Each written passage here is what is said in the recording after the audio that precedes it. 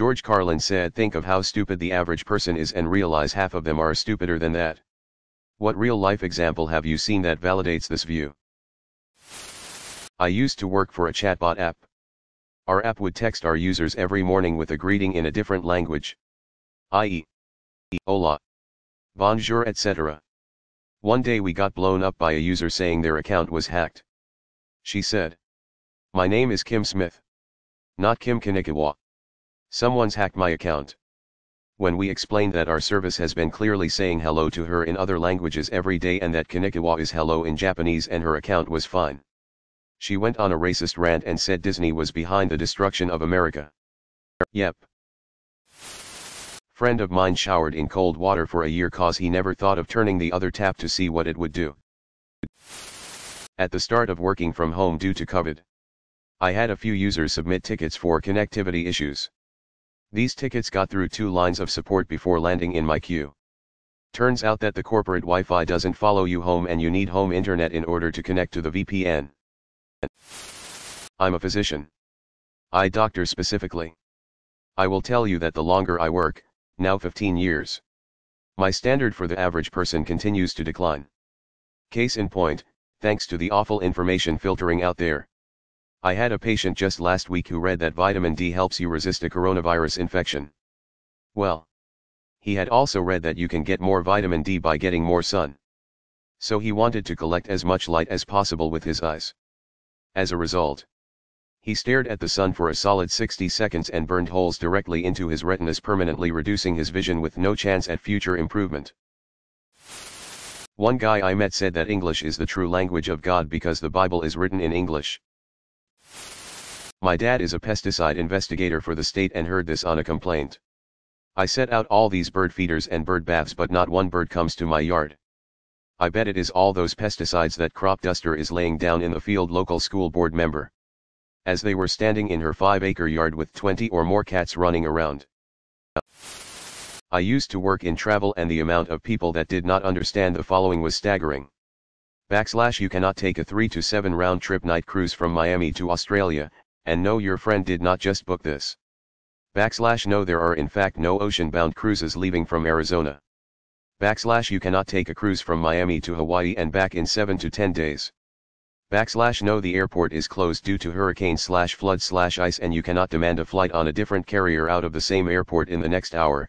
Also no, you did not just see someone book this. / Yes.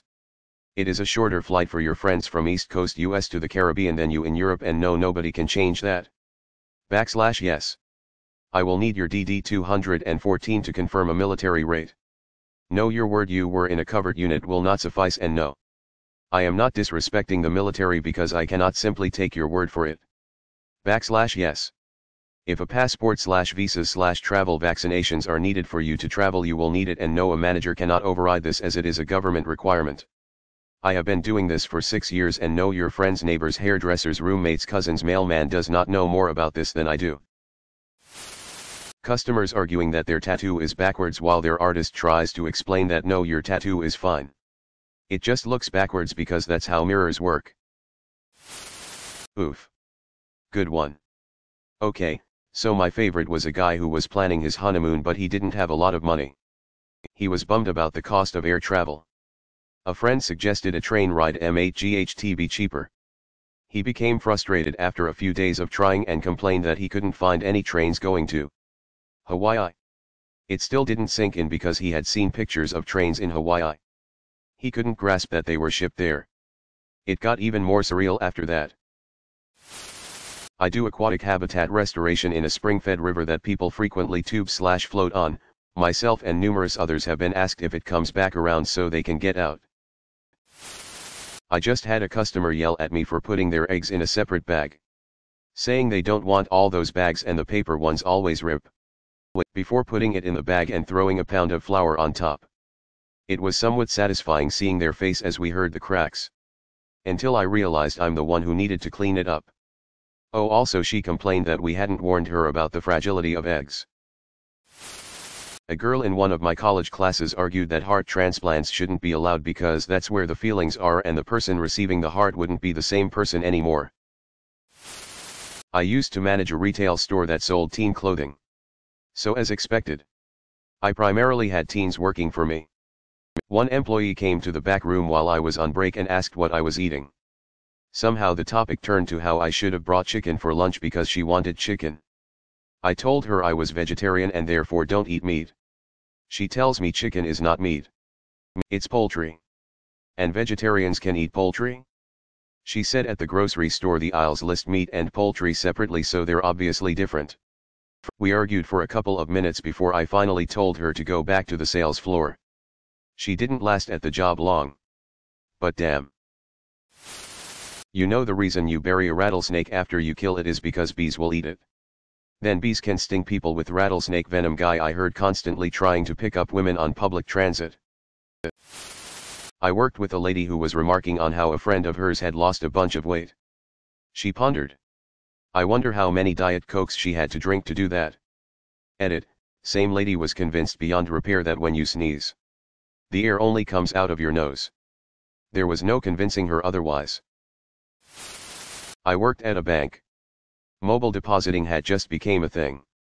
We received a picture of someone's cash for deposit. Yeah. I had a bald man return a hairdryer because it burned his head. When I was in high school, we were reading a short story about what would have happened if the Japanese attacked us back with nuclear weapons after Hiroshima and Nagasaki. A girl in my class raised her hand and said something along the lines of, "Why does this matter? None of it is real anyway." The teacher had to ask her to clarify. But this girl thought World War II and the bombing of Japan were just from a movie and didn't actually happen. The best part is, the girl was half Japanese. Edit, wow, thank you for all of the upvotes. I have a ton more stories about this girl. So maybe I'll post some on a different subreddit soon. The Georgia senator that wanted to prevent sending troops to an island because he was worried it would capsize. Was at a party and someone's shitty old truck got stuck in some mud, so instead of sobering up and coming back the next day, he makes a Molotov cocktail with gas and throws it at the truck. The truck caught fire and was completely destroyed. Worked at a larger grocery chain whose deli used scales that would show you digitally the weight, so 1.5 pounds would show 1.50 pounds on the scale, etc. The person I worked, F35YRS, had to ask me to come over and tell her how much she had sliced every time she assisted someone for over 4 months. She had passed the written and verbal test they give to verify that you should be able to do this. She didn't seem to have problems reading any other signs or numbers, so I don't think dyslexia played a part, but man, it was so frustrating trying to do my job and hers. Not necessarily the exact thing you're looking for. But when I was in high school, I once had a friend come up to me bragging about his PSAT. I recognized immediately that he got a pretty poor score.